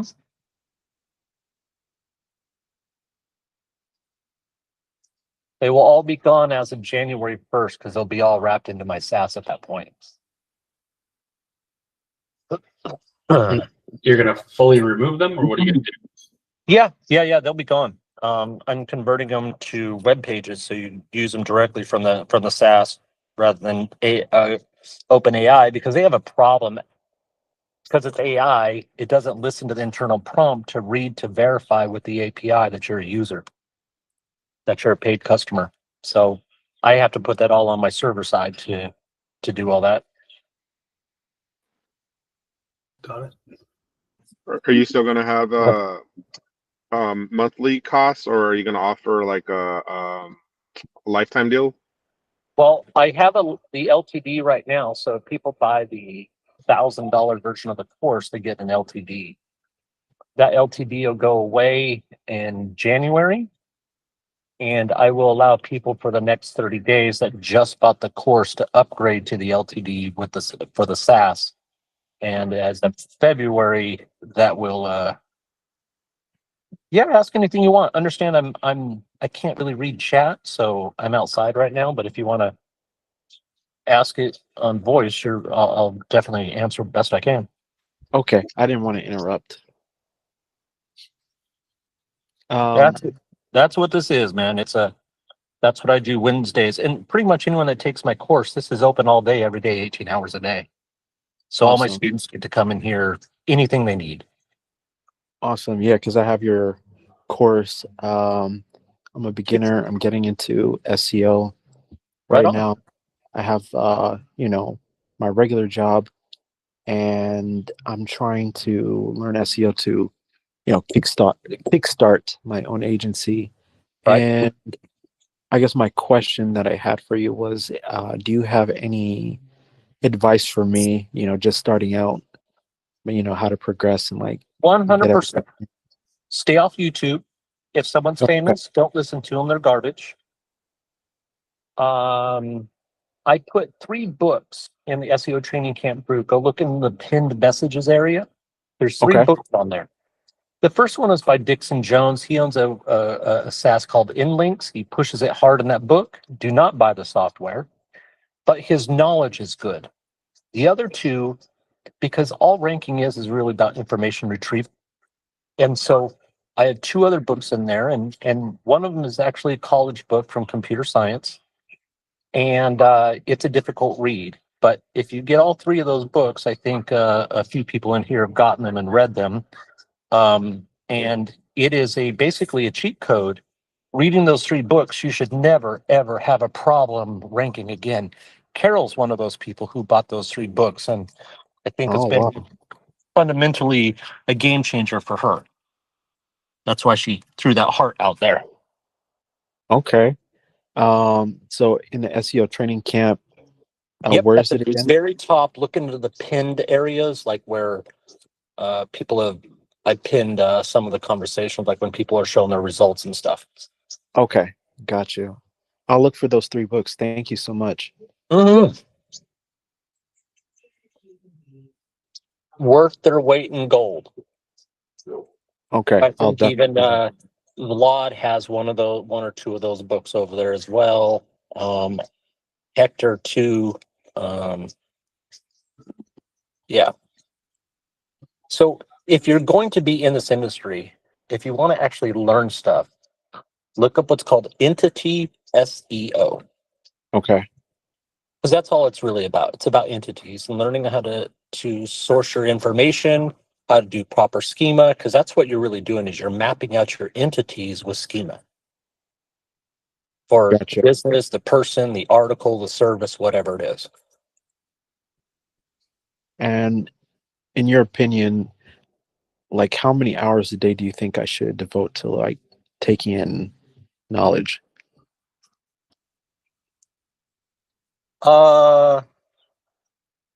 So if you spend 15 minutes a day, after a year, that's 100 hours. You should be pretty close to an expert in anything you try to do, whether it's martial arts, doing magic, doing card tricks, whatever it is. 15 minutes a day after a year, you should be pretty close to expert level. Oh, wow. Okay. Any skill set. So I pick a new skill set every year since I was 15 years old. I play 20 instruments. I just pick a new skill set every year and spend 15 minutes a day. Now I do 4 a year, so an hour a day, I'm dedicating myself to new knowledge, new skill sets. Okay. That makes sense. That makes it less daunting.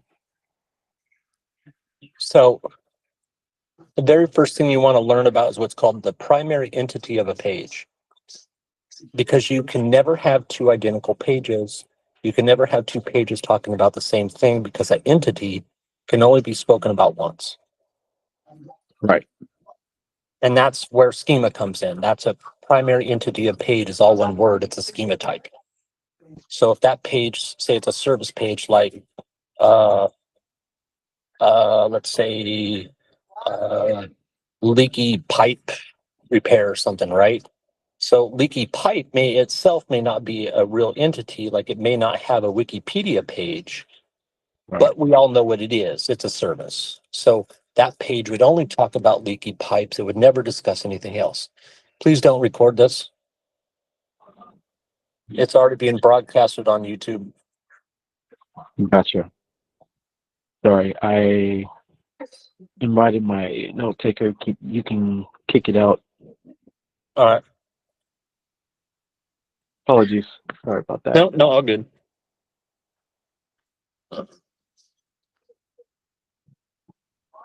There you go. Okay, thank you. And it's mostly because people do talk about their personal issues here. And some people are a little more private about their websites. I don't really care. I'll share anything I work on. I have no fear of someone stealing one of my clients at all. I've made all of them absolutely rich. They've all become friends for life. Like seriously. So that's the only reason we don't really allow recording. That If makes you ever sense. want to do a one-on-one with me, I have no problem with that. Record everything I say, do whatever you want with it, you know. Okay. How much do you charge for a one-on-one? I always tell people it's free, but if you want to set an appointment, you can do it on my personal website. It's $100. I don't really give a shit. Like I said, I invite people here. My whole goal in life is to help people be successful. I'm retired. All my properties are paid off. I have 100-something employees. I own 11 businesses. I'm financially good. So I don't really need the consultation fee. Like Brett the other day wanted to do that because he's like, I appreciate the knowledge. I just want that one-on-one time. I'm like, yeah, fine, go ahead. You know, you do not have to pay me $100 to spend an hour with me. Okay. Well, thank you. Yeah. It's really generous of you.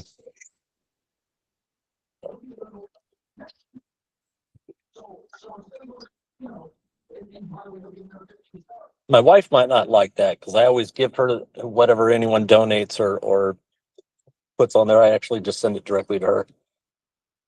Give her the extra spending money. Yeah.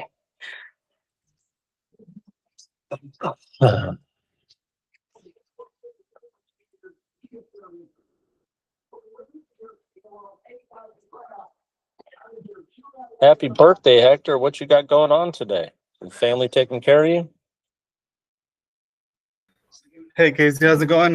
Thank you for the birthday wish. I got a lot of family over that came over here. We're just traditional Mexican home party, tamales, piñata, all I'm that stuff jealous. going on. I'm jealous. You already know, some pozole, menudo, all that stuff. Oh, Happy man. birthday. Thank you. Happy birthday. Thank you, everybody. Happy birthday. Yep. Lazy, Hey, lazy boy. welcome to the group, Brad. November babies are the best. Yep. Well, Casey, your birthday's in 2 days, right? 2 days, bud. 2 days. By the way, did you talk to your wife? Did you want to join us in Vegas? We are having that conversation right now. Wifey But, said if you guys want to do it in November, because her birthday is the 13th of November. Oh, okay. So that way, if that gives you a little more time to plan things out, that's cool too. Just let us know. Because we're just going to go to the Sphere and maybe hang out at a hotel for the night and do some gambling. Nothing serious, but just, you know, we mostly just want to go to the Sphere. In fact, wifey just texted me, December. Oh, you're at that? I'm outside right now. I'm heading inside. I'm just finishing this blunt right now. Oh, okay, cool. Well, Can enjoy. you hear the chickens? No, but I can hear some the neighbors arguing earlier. Oh yeah. No, they were just homeless people. There were some disciples having a bad day. Somebody freaking lost the rock, probably. Oh, every time they go through our neighborhood, dude, they're just screaming and arguing at each other. Who smoked it? Who didn't smoke it? Well, I was asleep. No, I didn't touch it. You must have done it before you went to sleep. Like, oh my God, poor people. All right, I'm gonna head inside. I'll be back online in a moment. Cool.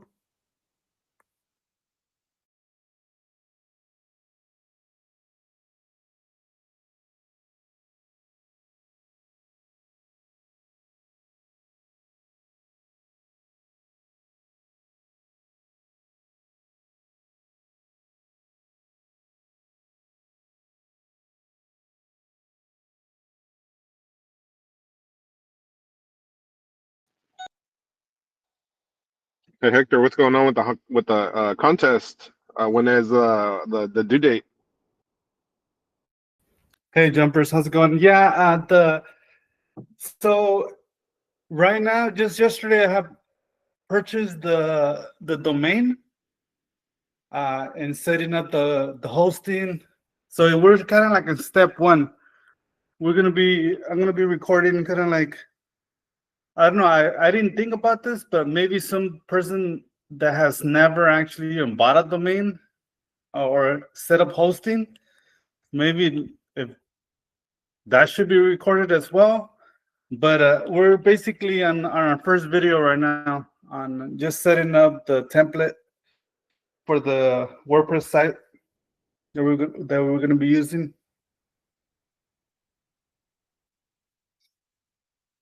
And I'm assuming Thomas is on the first stage too. I haven't spoken to him.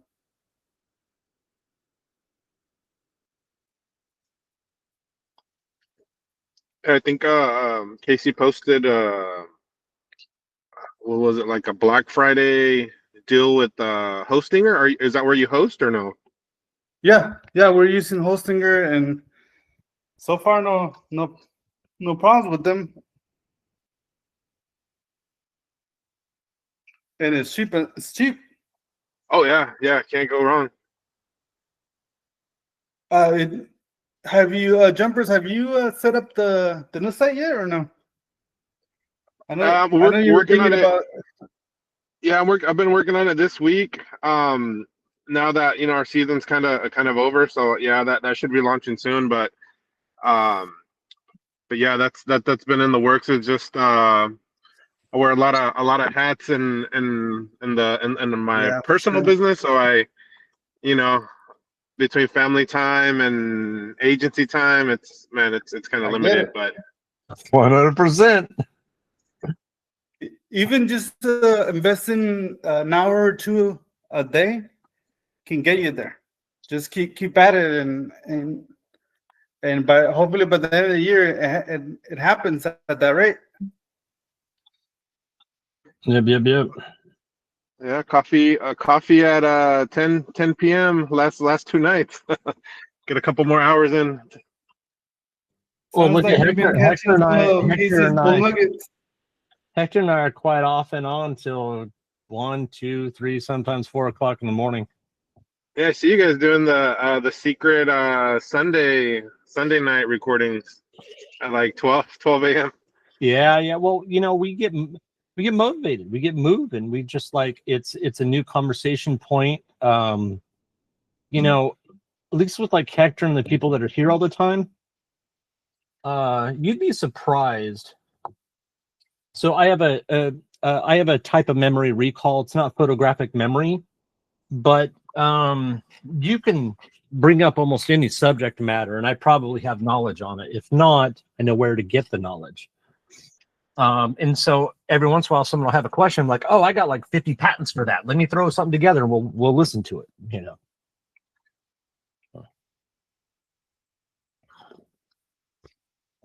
You guys ready for the next video? The next podcast? What's the title of the video, Casey? This next one is about Movera. It's their fast multi-vector retrieval versus EDFs. So EDFs are what's called fixed dimensional encodings, or FDEs, I mean. Fixed dimensional encodings. So what they're doing is they're trying to reduce the amount of vectors. And so you do a quick vector and that you just keep stored. And in the future, you can actually reduce that down to 1.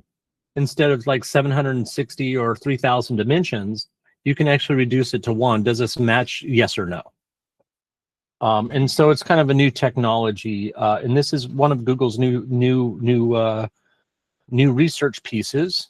And I'll give you a link to that if you want. So this is directly from Google's research labs, which I used to be a part of.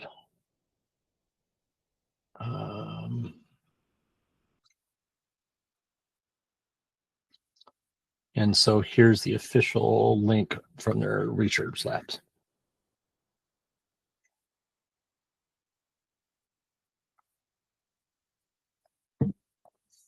And you'll notice, first thing it says, embedding models. Google switched to embeddings back in 2012 or so, maybe 14 at the latest. And this is when exact match keywords didn't matter anymore. That's what that whole things, not strings, came into effect. So things are the entities, person, places, things, actions. So they've just built their knowledge graph. $5 billion creating the largest knowledge graph in the world. Like, they know more about you and every entity on the planet than most government agencies combined. So this is about that and how they're trying to make this faster and reduce some of the cost and make results even quicker without all the overhead of paying for very expensive video cards to do all these heavy embeddings, like they used to do what was called in Colbert, C-O-L-B-E-R-T. We've all heard of BERT. They've created multiple BERTs, Robert A, different types of embedding engines over the years. As we all know, they're now using Google Embeddings 001. And it's a very, very powerful embedding system. So here we go. Well, to give you a shortcut right into some really cutting edge research that's happening like right now. Yeah, stuff that's really shaping the tech foundations of modern search engines, recommendation systems, you name it. Exactly. We're going deep into information retrieval, IR, and exploring that classic tension, the one that pretty much governs everything you find online. The speed versus accuracy problem. That's the one, the constant trade-off. How fast can you find something versus how good is the thing you find? And it's a tension that's become, well, even more pronounced recently. Accuracy has jumped forward massively thanks to these complex deep learning models. Right. But those same models, they created a huge efficiency bottleneck. You might get super relevant answers, but if they take, say, half a second to show up. Forget it. Useless at web scale. Totally unusable. So today, we're going to crack open the architecture of a potential solution, something that aims to resolve this, maybe permanently. Okay, let's unpack that.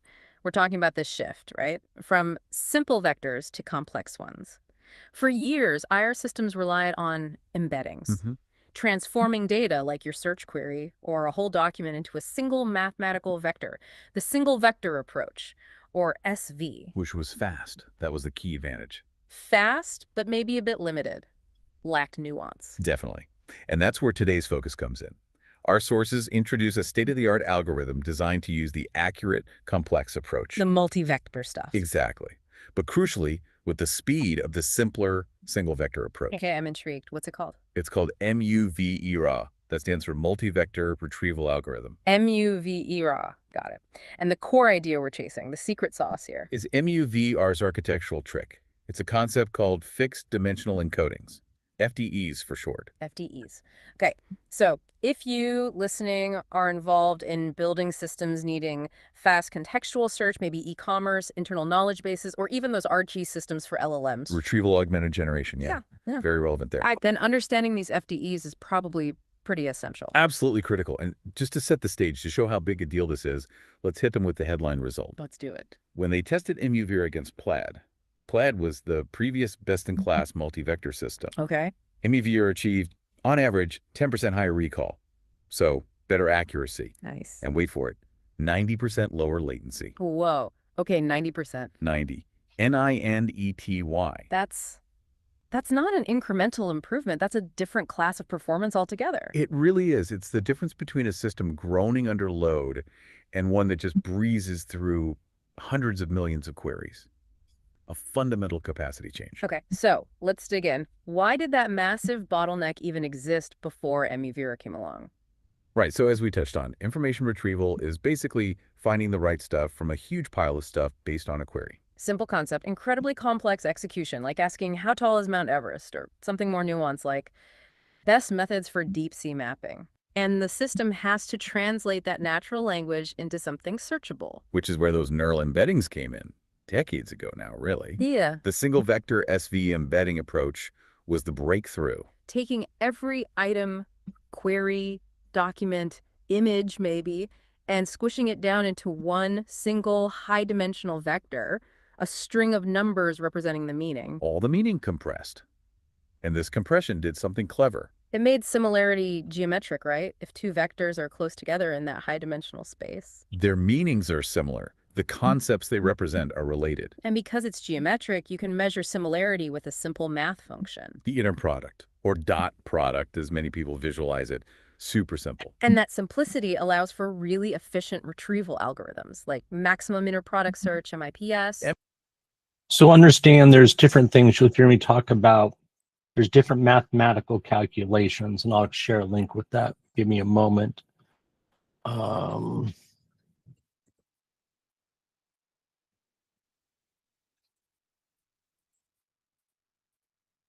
So if you're hearing about what they're talking about, so you know what this is, these are standard things in machine learning. So this is how they find similarity. There's three major algorithms: Euclidean distance, cosine similarity, and what's called dot product. These are the exact mathematical calculations that I'm sharing with you in the chat here. These are the exact mathematical calculations that Google uses. It's right here in their documentation. So again, nothing I do is based on my own theory or idea. It's literally based off of everything Google documents and tells corporations to do. MIPS is the unsung hero of fast search, honestly. We mention it a lot, but maybe we should pause on it. MIPS is why current search is so quick, isn't it? It doesn't check every single document. Exactly. Yeah. It avoids the brute force linear scan. MIPS algorithms are masters of geometric space partitioning. They build these clever index structures, trees, graphs, things like that, that carve up the embedding space. So when a new query vector comes in, the system instantly knows, okay, I only need to look in this small neighborhood. Ignoring almost everything else. Ignoring 99.9% of the data, potentially. That's where the speed comes from. And that's why SV models powered by MIPS were the standard for so long. Okay, makes sense.